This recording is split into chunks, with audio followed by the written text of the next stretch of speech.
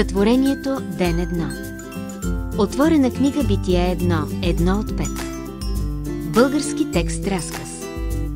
Сцена 1. В началото. В началото Бог сътвори небето и земята. Земята беше пуста и неустроена. Мрак се простираше над бездната. Духът Божий се носеше над водиите.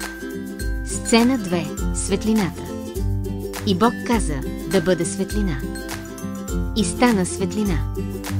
Бог видя, че светлината е добро. Той отдели светлината от тъмнината. Светлината нарече ден, а тъмнината – нощ. И настана вечер, и настана утро, ден първи.